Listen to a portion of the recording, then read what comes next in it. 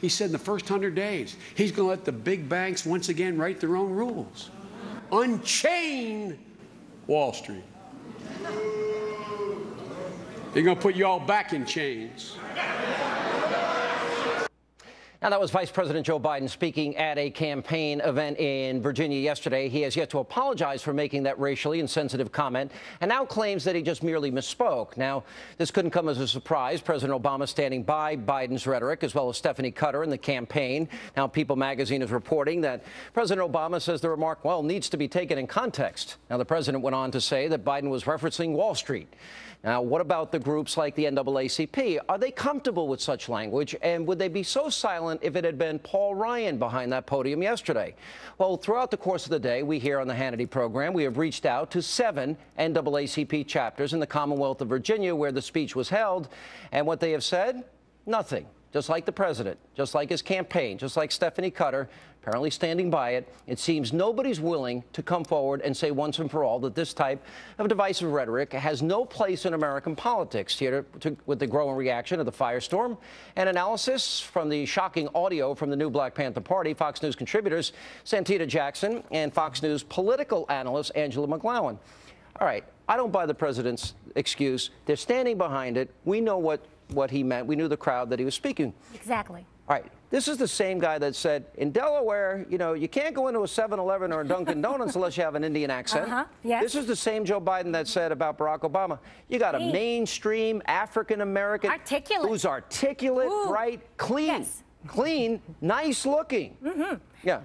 This man stereotypes, and I don't know what's in Biden's heart, but the Democrat Party, liberals in the party say that the party's supposed to be about protecting certain types of classes and race. Basically, Sean, they're doing race baiting. And for Biden to actually go to a predominantly African-American audience, change his cadence and say he's going to put y'all back in chains, basically is saying, look, black people, the government took you from the southern plantation to the federal plantation, so if you don't vote for Barack Obama, you won't get that free government check. Now, we've shown this change in cadence and speech delivery. Hillary Clinton, Al Gore, they don't want to count you in the census. He goes into preacher mode, Santita, before a predominantly black audience. Are you going to give him a pass here? Are you going to say? Oh, absolutely not. No. I found these remarks to be profoundly insulting. You know, it's one thing to be familial. It's another thing to become familiar, and familiarity breeds contempt. And this is very, very close to being contemptuous. These remarks are insulting. Not only does he need to dial them back, he needs to apologize. Thank you, Santita. Because when I look at, Good for you, don't be shocked by that. Why won't the campaign do? Why won't the campaign do this, Santita? I have no idea. I have no idea. I can't speak for the campaign. I'm not part of the campaign. I'm supportive of it. And I hope that I'm speaking for people. Well, let me say this. I understand. Go ahead. Angela, let me say this. I'm going to say this. Yes. I think that all people, including you as a Republican, need the space to be critical of those whom we support. And while I support them, I do not like this, and I'm unafraid to say that because let me tell you this, I'm against race baiting. Santita, here Biden is talking about really what he was trying to say is unshackle the economy. That's what Republicans have said. And no, now he's saying unshackle Wall Street. And now he's talking about chains. The bottom line is this: it's Barack Obama and his socialist policies that has kept us all in financial bondage. I've got to get. And we're not talking about the issues. Right, hang on. About race. Santita, hang on a second. Let me. I got to get this in because I apologize. There is a threat of violence at the RNC convention. Now remember, the new Black Panther Party, they put a bounty out on George Zimmerman's head. No arrests. And then we saw what happened at the polling place in Philadelphia back in 2008.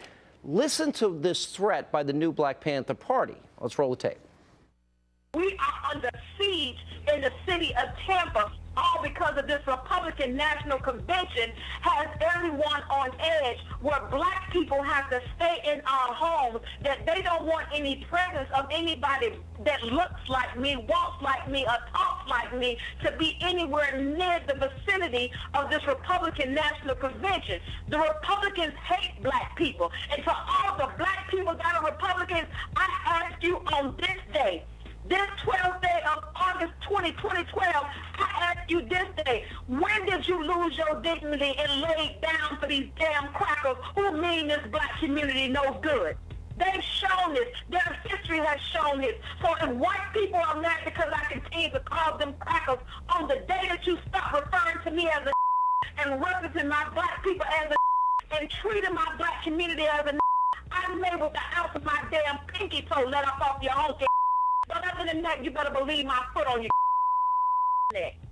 Now, I'm going to make an argument here. I believe that the new Black Panthers have been emboldened by Eric Holder because they got away with a bounty on somebody's head. They got away with intimidating people at a polling place. No repercussions. Zero. So they probably feel they can make threats like this with impunity. Why wouldn't they think that? Sean, this is not about black power. This No. lady is a black Why haven't they been? Why were they not arrested in the past? Because it's all about politics, and they don't want you. You asked earlier, why isn't the NAACP outraged? Where's Al Sharpton? No justice, no peace, dealing with the National Action Network? Because they don't want to take on this administration. All right, Santita. This black president is for black people. I think they're emboldened. They feel like, oh, we got away with, you know, banging on clubs and military garb in Philly. We got away with putting a bounty on somebody's head. Why not ratchet up the rhetoric? You know, no one's going to do anything. Where's Sean, Eric Holder? Well, you know, Sean, traditional black leadership, black people in the civil rights movement have not espoused violence, so that is off the table. Where is And Attorney General Holder? Well, you know what? Let me tell you, in this environment today, you don't have the space to critique in a loving way the people you support or people with whom you might be allied. Santita, two wrongs don't make a right, though. Let me. Two wrongs don't make a right.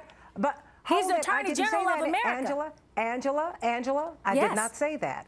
I am simply saying that traditional black leadership has never supported violence. And I understand Last word, we gotta go. There's voter suppression in Pennsylvania that the Black Panther Party did, when you talk about race Eric baiting, Holder did not say anything about it. Guys, hold on.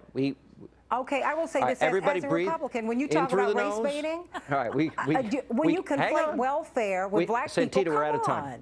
Santita, We gotta there's go. voter suppression, and Eric Holder talks about voter fraud, and he didn't do a dadgum thing about the Black Panther Party. Thank you both. Are you going to stand with me against voter fraud? I'm going into my meditation room right now. Thank you both for being with us.